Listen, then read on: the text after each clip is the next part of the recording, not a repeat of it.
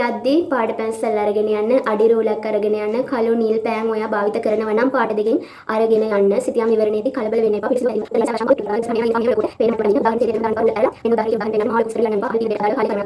අද කතා කරන්න යන්නේ ජෝග්‍රෆි ටිකක් අවුල් වෙලා ඉඳලා ජෝග්‍රෆි වල ලකුණු ටික හදාගත්තේ කොහොමද කියලා. මෙහෙමයි. මුලින්ම කියන්නම් මම ගොඩාක් ජෝග්‍රෆි පුළුවන් ළමෙක් නෙවෙයි. මම O level ජෝග්‍රෆි කළත් නැහැ. ඇත්තටම ජෝග්‍රෆි කිව්වට මේ වචනය හරියට ප්‍රොනවුන්ස් කරන්නේ ජියෝග්‍රැෆි කියලා. හරිද? එතකොට මේ සබ්ජෙක්ට් එක මුලින් කළත් නැතුව A levels කරද්දී A level වලින් හොඳ ලකුණකට යන්නේ කොහොමද? මේ සබ්ජෙක්ට් එක විශේෂයෙන්ම මම තෝරගන්න හේතුවක් තමයි මේ සබ්ජෙක්ට් එකේ හොඳ ඉසෙට් අගයක් පවතිනවා. හරි. ජෝග්‍රෆි වල ඔයාලා දන්නවා කොටස් තුනක් තියෙනවා. භෞතික භූගෝල විද්‍යාව, මානව භූගෝල විද්‍යාව, එහෙම නැත්නම් මානුෂ භූගෝල විද්‍යාව, ප්‍රායෝගික භූගෝල විද්‍යාව කියලා. එතකොට මේ ජෝග්‍රෆි වල MCQ එකේ ලකුණු ටික හදාගන්න නම් අපිට මේ හැම තැනකම හොඳට තියෙන කරුණු ටික පාඩම් කරගන්න වෙනවා. ඔයාලට පුළුවන් මේ කරුණු ටික එකපාරක් කියවගෙන පොඩි ෂෝට් නෝට් එකකට වගේ යන්න. කෙටි ප්‍රශ්න හදන්න. පාඩමෙන් පාඩමට කෙටි ප්‍රශ්න හදන්න මම මේ ක්‍රමය පාවිච්චි කරා. මේ කෙටි ප්‍රශ්න ටික හදාගත්තට පස්සේ සියලුම පාස් පේපර්ස් වල තියෙන MCQ ටික මම කරා. සමහර වෙලාවට ලකුණු 20යි, 22යි, 25යි. හැබැයි එහෙම යද්දී මට හමු වුණා හැමදාම, ඒ කියන්නේ හැම අවුරුද්දක පාස් පේපර්ස් වලම මගේ වරදින්න එකම જાතියේ ප්‍රශ්න ටික. අන්නේ ප්‍රශ්න ටික මම අඳුනගත්තා. ඒ මොනවාද කිව්වොතින් මානුෂ භූගෝල විද්‍යාවේ සංඛ්‍යාත්මක දත්තත් එක්ක ඕනේ ජනගහනය, ජනසංඛ්‍යාව ආශ්‍රිතව. ඒ කියන්නේ ඒ පාඩම ගැන හොඳ අවබෝධයක් ලැබිලා නැහැ. ඊට පස්සේ සතියක් විතර අරගෙන හොඳට පාඩම් කරලා MCQ ටික මාක් කරද්දී ලකුණු ඉබේම වැඩි වෙලා තිබුණා. පාවිච්චි කරපු තව ක්‍රමයක් තමයි ජෝග්‍රෆි වලට ගොඩාක් දක්ෂ යාළුවෝ ඉන්නවනේ. අන්නේ යාළුවෝන්ගේ මේ පාඩම සරල කරලා අහගන්නවා. ඒ කියන්නේ දැන් ක්ලාස් එකකදී නම් සර් අපිට තියරි පොඩි තැන ඉඳලා ලොකු තැනටම කියා දෙද්දී සමහර වෙලාවට අපේ ධාරණ ශක්තියෙන් වෙනස්නේ. එතකොට අපිට පාඩම සමහර වෙලාවට අපැහැදිලි වෙන්න පුළුවන්. එතකොට මේ සබ්ජෙක්ට් එකට ගොඩාක් දක්ෂ ළමෙක්ට කියලා මේ ටික අහගත්තා නම් ඉක්මනට මොලේට දාගන්න පුළුවන්. ඊළඟට කතා කරොතින් සිතියම් ප්‍රශ්නය තියෙන්නේ. සිතියම් ප්‍රශ්න කරන්න නම් මේ භූරූප ගැන, භූරූප කියන්නේ මේ ගංගා වතු පිටි ව්‍යාප්ත වෙච්ච හැටි ගැන හොඳ අවබෝධයක් තියෙන්න ඕන. අවුරුදු 3ක විතර සිතියම් විවරණ අරගෙන බලන්න මේ විවරණය සකස් වෙන්නේ කොහොමද කියලා. ලකුණු 20ක්නේ. සිතියම් විවරණයෙන් ලොකු දෙයක් කරගන්න පුළුවන්. සිතියම් විවරණයක ඔයාලට පැහැදිලි කරන්න කියනවනේ. දැන් ඔන්න අපි උදාහරණයක් ගමු. මිනිස් ව්‍යාප්තියට හේතු වෙලා තියෙන්නේ මොනවාද? සිතියමක් දීලා ඒ සිතියම දිහා බලලා කියන්න ඕන. ඉතින් ඔයාට පුළුවන් එතකොට ඔයා පාට පැන්සල් අරගෙන යන්නේ පොඩි රූප සටහනක් මේ විවරණේ ගාවින් ගෙනihin තියලා මෙන්න විස්තර කරගෙන යන්න. මෙතන ජල පෝෂක ප්‍රදේශයක් දැක ගන්න පුළුවන්, ගංගාවන් දැක ගන්න පුළුවන්. ඉතින් මිනිස්සුන්ගේ ප්‍රධාන මොකද්ද? මාර්ගයක් තමයි ජලය කියන්නේ. ජලය නැතුව ජීවත් වෙන්න බෑනේ. කර්මාන්ත කරන්න, එදිනෙදා කටයුතු කරගන්න ජලය අවශ්‍ය වෙනවා. ඉතින් මිනිස්සු ව්‍යාප්ත වෙන එක හේතුවක් තමයි ජල පහසුව. ඔයා ඉදිරිපත් කරන කාරණා දෙක ඔයාට සාධක ඇසුරෙන් පෙන්වන්න පුළුවන්. අනිත් දේ තමයි සිතියම් විවරණයක් කරද්දී සිතියම කොටස් වලට බෙදා ගන්න. ඔයා දැන් දැනටමත් දන්නවා ඇති. අන්නේ කාරණාව හරියට सिद्ध කරගන්න. එතකොට ඔයා ලියන සිතියම් විවරණේ මධ්‍ය ලක්ෂයේ ඉඳන් කොයි පැතිවලද ව්‍යාප්තිය වෙලා තියෙන්නේ, තේ වගාව කොයි පැතිවලද, මොන අර්ධ ගෝලයේද වැඩියම වගාවන් තියෙන්නේ කියන දේ ඉක්මනට පැහැදිලිව ලියා ගන්නත් පුළුවන්. බලන කෙනාටත් පැහැදිලි වෙනවා ඔයා හොඳට උත්තරේ ලියලා තියෙනවා කියලා. ඊළඟට ෆස්ට් පේපර් එකේ අපිට එනවා ප්‍රස්ථාර, ඊට පස්සේ සංඛ්‍යාත්මක ගණන් එක්ක GIS, GPS, RS ආශ්‍රිත ප්‍රශ්න. මේවෙන් ඔයාට කැමති එකක් තෝරගෙන කරන්න පුළුවන්. මෙන්න මේ ප්‍රශ්න තෝරගනිද්දී ඔයා ගොඩාක් ප්‍රස්ථාර වලට දක්ෂ නම් සංඛ්‍යාත්මක ගණන් ටට්ටක් ගාලා හදන්න පුළුවන් නම් ඒ ප්‍රශ්න දිහාට යොමු වුණාට කමක් නැහැ. හැබැයි ඔයාට ඔයාගෙන හොඳ සැටිස් එකක් තියෙන්න ඕන. මේවට අදාළ සූත්‍ර ටික, සමීකරණයන් ටික හොඳට පුළුවන් වෙලා හොඳට ගෙදරදී ප්‍රැක්ටිස් කරලා තියෙනවා නම් විනාඩි 10ක් වගේ සුළු කාලයක් ඇතුළත ඔයාට හොඳ ලකුණක් ලබා ගන්න පුළුවන්. හැබැයි අපි දන්නවා දැන් මේක ආර්ට් සබ්ජෙක්ට් එකක් වගේම මේක ටෙක් ළමයි කරනවා, පොදු විෂය ධාරාව යටතේ කරනවා. එතකොට ආර්ට් ළමයි පොඩ්ඩක් ගණිතයට කැමති නෑ. සමහර අයට ඇත්තටම ගණන් බෑ. ওই වගේ ප්‍රශ්න ටිකක් තියෙනවනේ. ඉතින් එයාලට පුළුවන් අරගෙන දුක් වෙවි ඉන්නේ නැතුව GIS, GPS, RS තියෙනවනේ. ඉතින් මෙන්න මේ කොටස් තුනට අදාළව හොඳට පාඩම් කරගන්න. මම කරේ දැන් GIS GPS RS කියන්නේ මොනවාද කියලා මුලින්ම හඳුනගත්තා. හඳුනගෙන ඒවා ඇතුලේ තියෙන අණු කොටස් ටික අඳුරගත්තා. අඳුරගෙන ඉවර වෙලා පසුගිය ප්‍රශ්න එක්ක මොනවද අහලා තින්නේ මේවයි මොන ලක්ෂණ දාලා තින්නේ උත්තරයක් ලියන්නේ කොහොමද රූප සටහන් පාවිච්චි කරන්නේ කොහොමද වගේ දේවල් හොඳට අධ්‍යයනය කරලා එක දිගට මේ ප්‍රශ්නෙට ප්‍රැක්ටිස් කරා. දැන් ජියෝග්‍රැෆි පේපර් එක හෙට නම් මම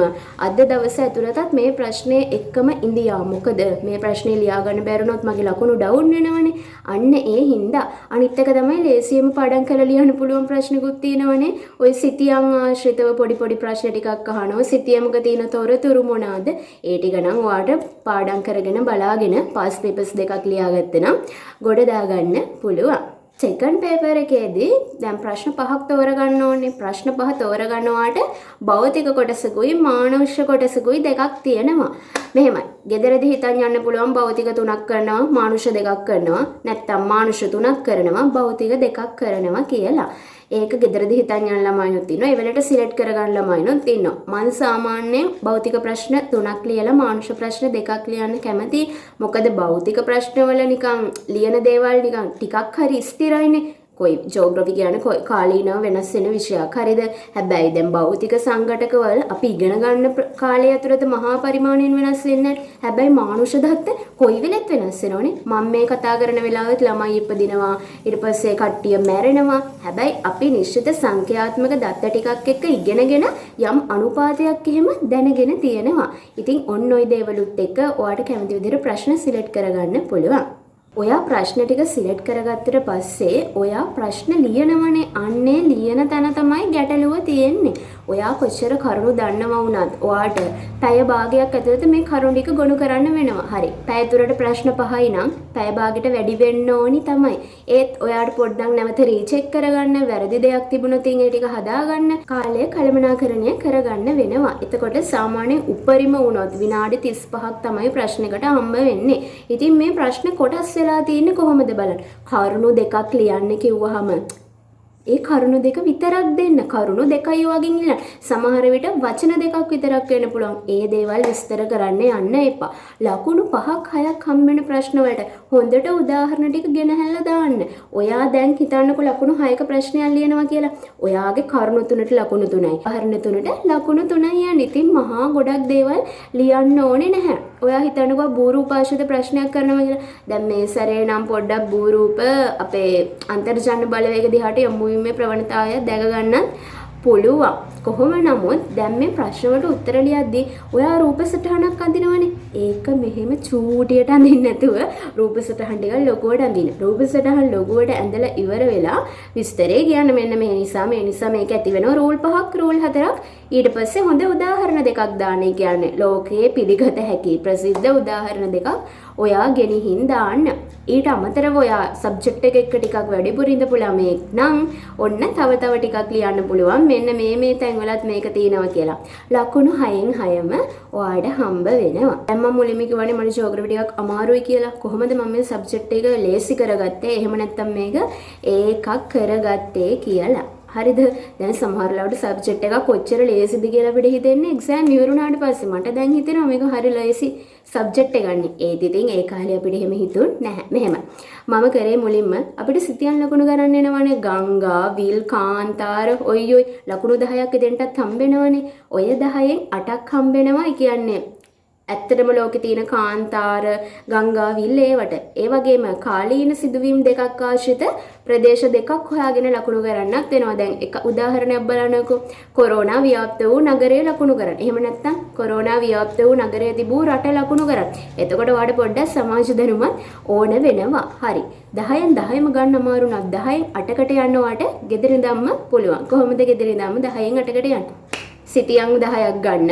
එක සිතියමක ලෝකයේ ගංගා, ඊට පස්සේ සාගර, ඊට පස්සේ කාන්තාර, කඳු ඔන්න ඔය ටික ලකුණු කරගෙන යන්න. ඊට පස්සේ නිතර ඒක දිහා බලන්න. මෙතන ඇට්ලස් කන්දේ කියයි, ඊට පස්සේ මෙතන සහරා කාන්තාරය කියයි, ඊට පස්සේ ඕස්ට්‍රේලියාවේ තියෙන දේවල් වෙනම, ආසියාවේ තියෙන දේවල් වෙනම පොඩ්ඩක් හුරු වෙන්න. හරි. ඒ ටික කරාට පස්සේ ඔයාලට ඔයාගෙන සැටිස් වෙන්න පුළුවන්. ඔයා පාස් පේපර් එකක් අරගෙන අහලා තියෙන සිතියම් ආශ්‍රිත ප්‍රශ්න තියෙන. ඒ කියන්නේ ලකුණු කරන්න දෙන ප්‍රශ්න ලකුණු කරලා බලන්නකෝ. ඔයාගේ සිතියම් 10ක් ළඟ තියාගෙන උත්තර ඔක්කොම ඔයා ගාව තියෙනවා. හරිද? අන්නේ විදිහට ඒ ප්‍රශ්නේ කොට දාගත්තා. ඊළඟට මම කරේ මට සමහරවිට බෝරූප අමතක වෙනවනේ. ඉතින් මං හැම බෝරූප ටිකම පිළිවෙලට, ඒ කියන්නේ අන්තර්ජන්න ටික මුලින්, බහිර්ජන්න ටික මුලින් ඔක්කොම රූප සටහන් නැදලා මගේ කාමරේ ගහගෙන ඉඳියා. දැන් එක්සෑම් එකට දවසක් තියලා නම් ඕව කරන්න බෑ. එක්සෑම් එකට දවසක් තියද්දී ඔයා මේ තත්ත්වෙ නෙවෙයිනේ. මම මේ මාස 3කට කලින් ඉඳන් වගේ කරපු වැඩ. හරිද? ඒව නිතර දකිද්දි මට රූප ටික මතකයි. ඒ කාලේ පරණ ෆොටෝ එකක් තිබ්බොත් මං උඩින් දාන්න. හරිද? අන්න ඒ විදිහට ජෝග්‍රෆි කරගත්තා. විශේෂයෙන්ම පළවෙනි සබ්ජෙක්ට් දෙක ඉවරුනහම ගොඩක් අයට අන්තිම ගැට්ටේ තමයි ජෝග්‍රෆි තියෙන්නේ. ඉතින් අන්තිම ගැට්ටේ ජෝග්‍රෆි තියෙද්දි ඔයාට සති දෙකක් වගේ කාලයක් හම්බ වෙනවා මේ සබ්ජෙක්ට් එකට මහන්සි වෙන්නනේ. ඔයාලා කොමන් ටෙස්ට් එකට ඉංග්‍රීසි වලට ගොඩාක් මහන්සි වෙන්නේ නැහැනේ. ඉතින් අර සබ්ජෙක්ට් දෙක ඔළුවේ තියාගන්න. මම නම් අන්තිම දවස් දෙකේ ඇත්තටම සෝෂල් මීඩියා ෆෝන්ස් මුකුත් යූස් කරේ නැහැ. මම ටිකක් සබ්ජෙක්ට් එකට බය වෙලා ඉඳපු නිසා මම අර චුට්ටක්වත් කාලේ අපතේ යන්නතුව මේකත් එක්කම ඉඳියා. මොකද ලිව්වට පස්සේ මේක ඉවරයිනේ. දැන් මේ අන්තිම සබ්ජෙක්ට් එකත් කලින් දෙක වගේ හොඳටම කරගන්න ඕන නිසා මෙන්න මේ දේවල් පාවිච්චි කරා. ගොඩක් වෙලාවට මම දන්නේ නැති දේවල් මගේ මේ යාළුවන්ගෙන් අහගත්තා. මට හොඳ යාළුවෝ ටිකක් ඉලියා. ඉතින් එයාලා ලේසි ක්‍රම කියලා දෙනවා. අනිත් එක තමයි ඔය දේවල් පාඩම් කරද්දී අපිට පුළුවන් පොඩි රූප සටහනකට පොඩි කවියකට වගේ එකතු කරගන්න.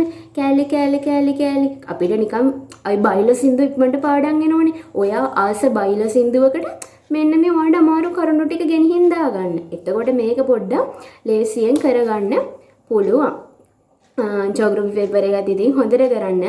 යද්දී පාට පැන්සල් අරගෙන යන්න, අඩි රූලක් අරගෙන යන්න, කළු නිල් පෑන් ඔයා භාවිත කරනව නම් පාට දෙකෙන් අරගෙන යන්න. සිතියම් විවරණයේදී කලබල වෙන්න එපා. පිළිසිදුව පැහැදිලිව උත්තර ලියන්න. සෑම ප්‍රශ්නයක්ම අලුත් පිටුවකින් පටන් ගන්න. රූප සටහන් මෙහෙම අඳින්න එපා. මෙහෙම ලොකුවට පේන මට්ටමට අඳින්න. උදාහරණ ඡේදය ඇතුළෙම දාන්න එපා. රූලක් ඇරලා මෙන්න උදාහරණ කියලා උදාහරණ පෙන්වන්න. මහා ලොකු විස්තර ලියන්න යන්න එපා. අහලා තියෙන දෙයට අදාළව කාලය කළමනාකරණය කරගෙන හොඳ පිළිතුරක් ලියන්න.